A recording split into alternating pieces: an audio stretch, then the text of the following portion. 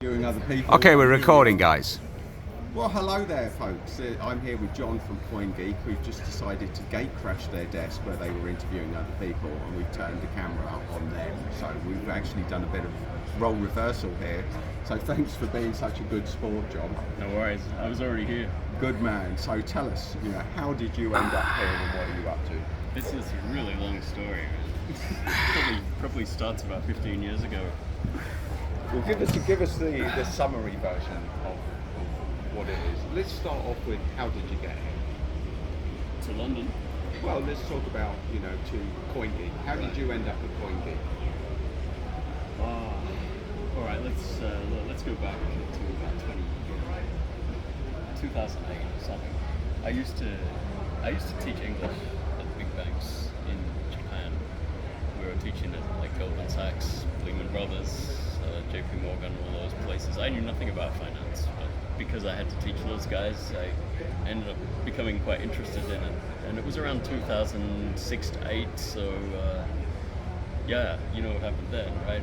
Well, you were there right at the origin, so were you one of the people right at the very beginning that saw what Bitcoin was capable of? Yeah, and the global financial crisis too, so I mean, that's teaching at banks for starters. So let's bring that alive, because I think this is a good topic for my audience. Let's talk about the global financial crisis. How bad are things? For people that don't know anything, that think the governments are safe and money's safe and all of the other stuff, when did you know how bad it was, and how bad is it? It started getting bad around 2006, I think. That's when all the subprime was starting to go down. We knew something bad was happening, but people were like, it was like, bad things are happening, but nothing bad's happening to me, so everything must be fine.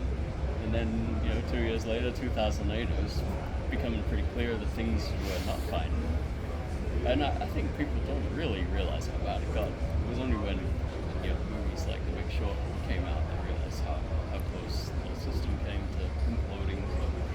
And then we saw all the bailouts. People started looking for alternatives.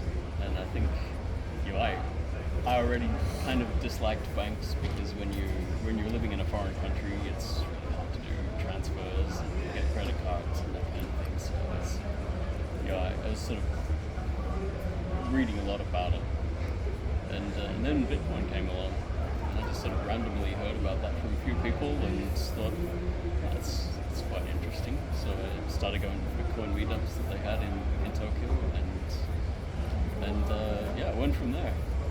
At the time, no one knew anything about Bitcoin, and they were looking for reporters. As it happens, that's what I do. So instead of I could be a Bitcoin reporter. Wow, so you've been there right at the beginning. And how long did it take you to understand the potential of Bitcoin? Were you straight in, or did you need some convincing? I'm not sure that I understand the potential of it.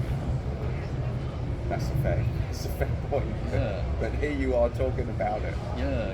It's a continual learning process. I mean, I think if I realized how little I knew back in 2013, maybe I would have been too scared to try writing about it and publishing it, because no one else knew what they were talking about back then either, except for the developers and stuff.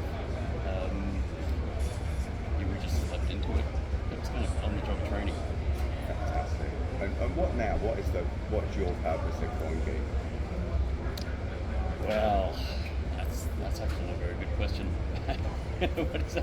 What is our purpose in Coingeek? I've just thrown it out there, thrown him under a bus. I have. He's completely unprepared for this interview, and I didn't tell him what I'd be asking him either. Well, I have to say, both of you are doing excellently. So, pray continue. As it was, as it was first promised to us back in 2009. It's supposed to be cheap, fast transactions. You were supposed to be able to use it as money, and it wasn't supposed to get clogged or slowed down. It was meant to, I don't know if it was ever meant to replace the banking system. I'm not sure that it really was. People used to talk about it that way, but that was probably hype. But it could have been something a lot better than it turned out to be. Like, I don't like this digital gold stuff. People who have lots of it, of course, they love the digital gold meme because they're pumping their bags every time the price goes up, and they'll tell you it's the money of the future, but it doesn't actually get used as money much. So I just want what we were promised. Well, unless you're in El Salvador, of course. Yeah. Do they actually use Bitcoin, or are they into tethers? I'm not sure, quite honestly, John. I mean, I know that they went and they were the leaders, weren't they? They were the global leaders in using Bitcoin and having that. Probably a good bet, 'cause I think when they went in, Bitcoin was considerably less. Yeah, I know they are considered the Bitcoin country. I'm not convinced that they're actually using Bitcoin all the time. Fair play. I mean, they probably have a large Bitcoin reserve in their treasury, which is also an interesting idea. But that's a different Bitcoin to the one I got interested in all those years ago. So tell us about the Bitcoin that you see in the future.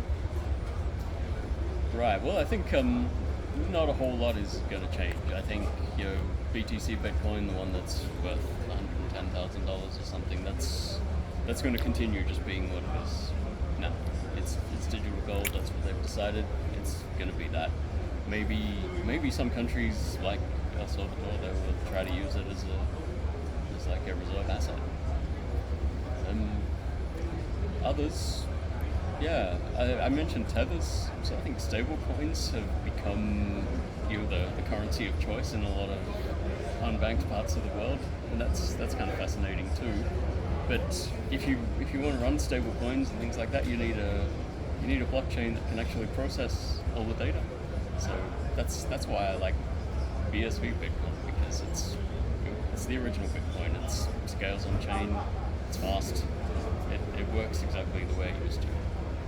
Well, fair play to you, John. And as a message to people, if they want to find out more about what you do and get more involved in that, how do they do that? Well, I guess I'd recommend the best place to go to would be Coingeek, which is coingeek.com. Fair play. John, I really want to thank you for your time. No worries, thanks a lot. And for being there right at the beginning. I mean, this proper degen zone. Back in 2008, folks, at the beginning of Bitcoin. And this is John. Thanks, John. Thanks a lot.